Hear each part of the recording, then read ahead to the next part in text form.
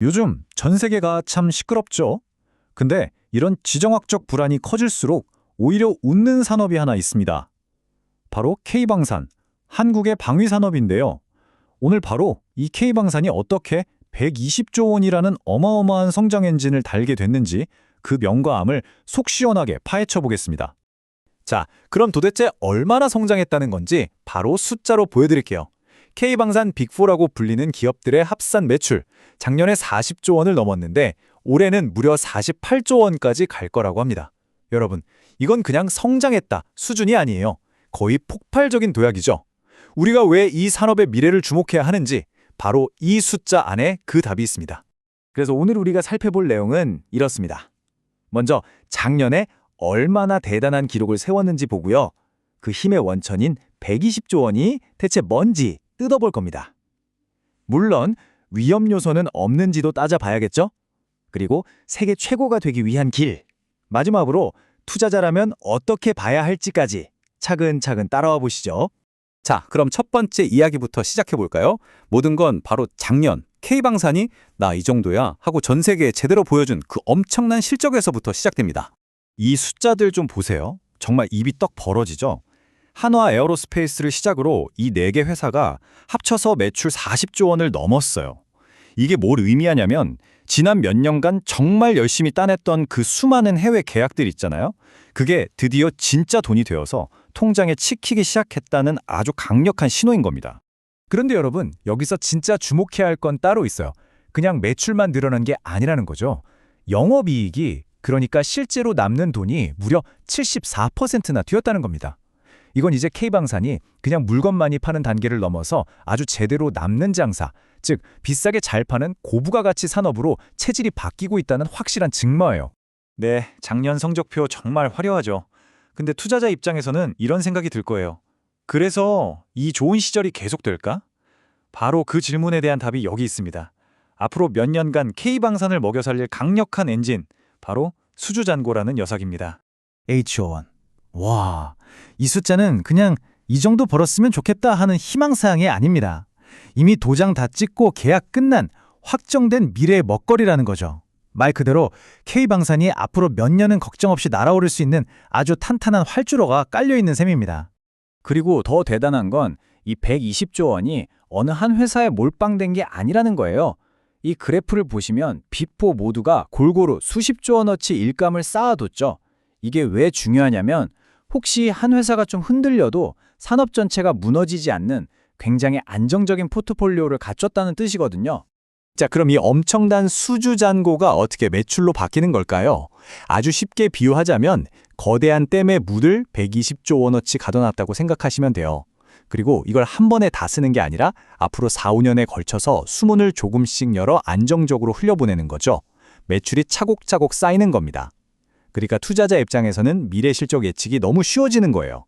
아, 얘네는 매년 이 정도씩은 무조건 성장하겠구나 하는 소위 말하는 복합 연간 성장률 계산이 아주 명확하게 나오는 거죠.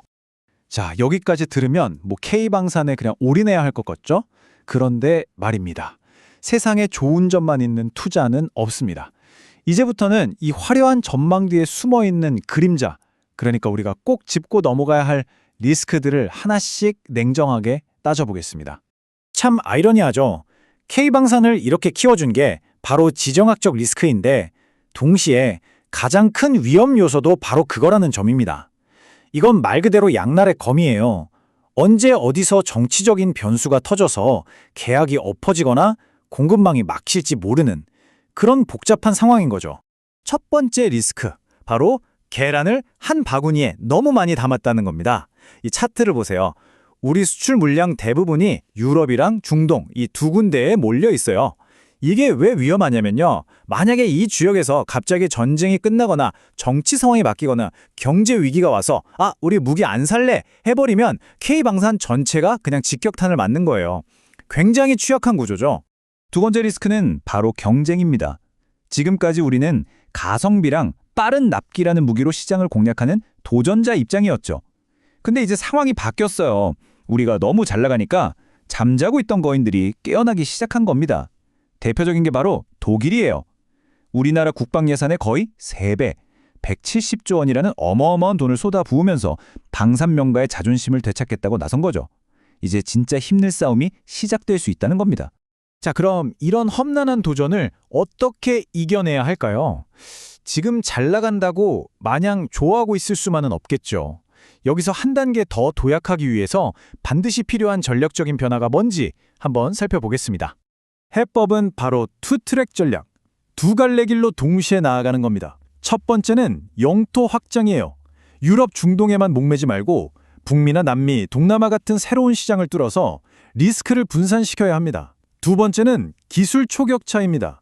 지금 잘 팔리는 무기만 만들 게 아니라 인공지능, 우주, 무인 드론 같은 미래 기술에 투자해서 아예 다른 플레이어들이 따라올 수 없는 수준으로 격차를 벌여야 한다는 거죠. 이게 바로 그 미래를 향한 구체적인 계획, 로드맵입니다. 당장 2026년에는 북미 시장에 깃발을 꽂고 2028년쯤에는 최첨단 무인 시스템을 선보여서 아예 전쟁의 판도를 바꾸는 거죠. 그리고 최종 목표는 2030년 AI 국방기술 분야에서 명실상부한 세계 최고가 되는 겁니다.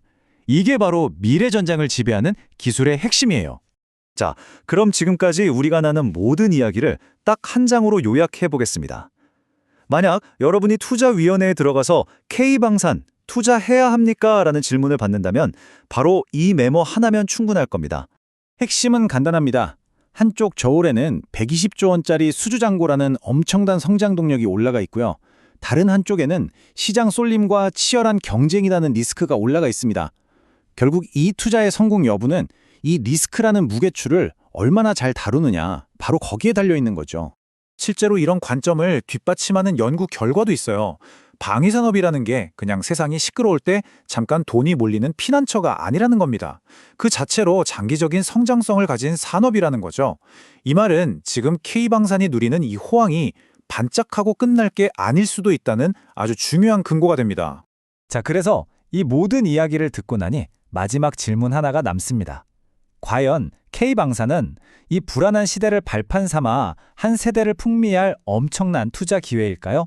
아니면 언제 터질지 모르는 시한폭탄을 안고 가는 위험천만한 도박일까요? 아마 이 산업에 관심을 가진 투자자라면 누구나 이 딜레마 앞에서 고민하게 될 겁니다.